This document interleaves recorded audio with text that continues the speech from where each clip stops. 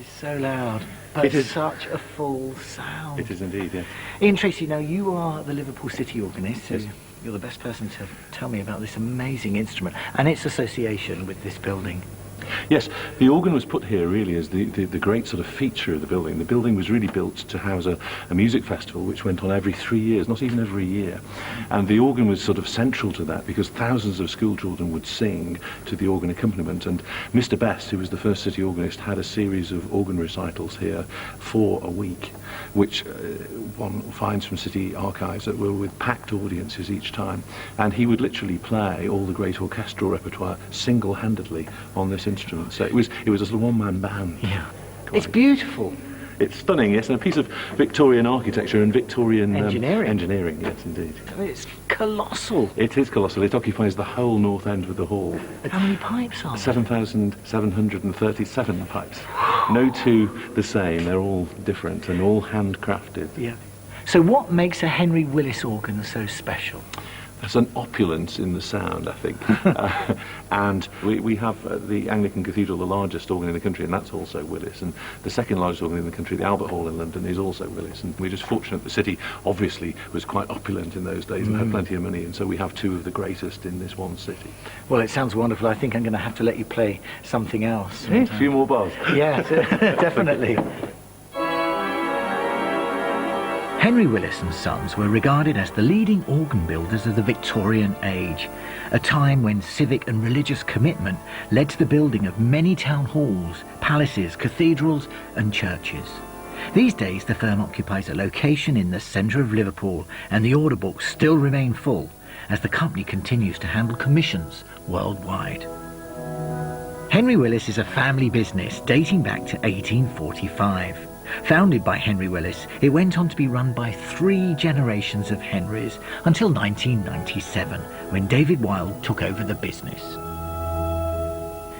Ian was telling me it's the tonal quality of the Willis organ which really sets it apart from any other. How do you go about making one of the pipes? Everything's done by hand, entirely by hand. We start off with ingots of tin and lead. That's then cast into sheet on a stone bench. So you get it down to sort of, what, about 3 millimetres? We can go from about 1 millimetre up to about 5 millimetres. Okay. The metal then has to be scraped.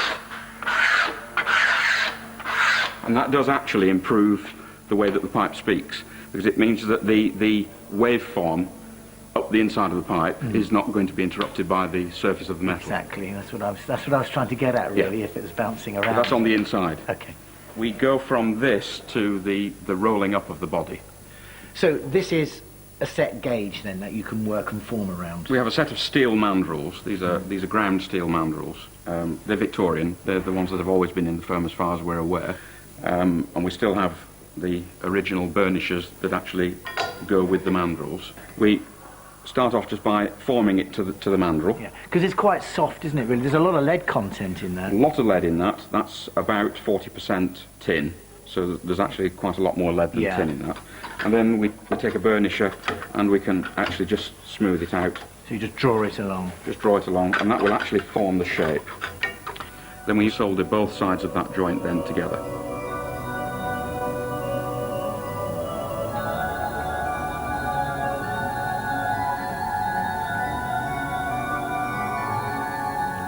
So here we are, Paul, this is where we do the soldering. Before we can actually solder it, we have to size the edges, which we paint on. So it helps to keep it clean? Yeah, but it also stops the solder going where you don't want it to go. Are you going to start soldering now? Yes. So we take the iron, and we start by putting a tack on the joint. Right, just to keep it together like a little stitch. Yeah. You'll be good at plumbing at home. I'm not at all good at plumbing at home. That was very clever, that was very good. And then we start filling in.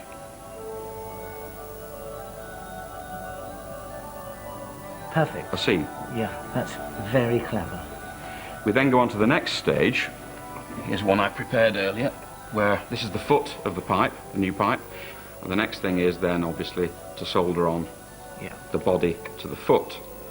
At this point, the metal hand would actually open a slot in the mouth there to make the mouth, so that when it goes to the voicing shop from the metal shop, the voicer can actually get the end of the knife in to cut the pipe up, because we have to cut the mouth up in order to make it speak. We're getting there, aren't we? It's getting quite exciting, actually.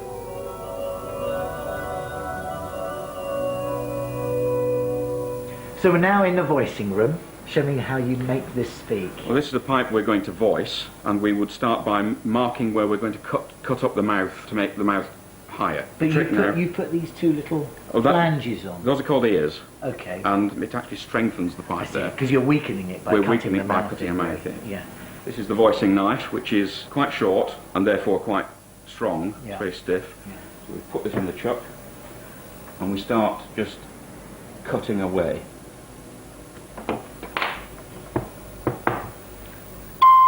So do you know at this stage exactly what note that's going to be? Yes, because when they come out of the metal shop, they would actually be stamped with the note on them. And then at the voicing stage here, we cut them to length to a predetermined rod. Right, so it's the length that gives you the note? Yes. Perfect. Not yet. Not yet? Now we have to move over to the voicing machine. Sounded a good note to me. It's a fairly good note. And if we need to make that louder, then we open up the tip. So we would either use a knife or a gauge. So you just make that aperture slightly bigger? Yes, and you have to chamfer the edge as well to try and keep any turbulence at bay. Gosh. So are you happy with that note now? I'm happy with that in the context of it being a single note. If that were a complete stop, we'd now have to work on each note next to every other note and make sure that the blend was right and that the graduation of the tone was correct. Right. The rest of the tonal finishing would be done once it's in the organ. Well, I'll leave you to do that. That's a lot of work. Thank you so much for showing me around. It's been a great pleasure. It's been a real eye-opener for me, and well, it's been going for centuries, and long may it continue as well. What a tradition. Thank you very much.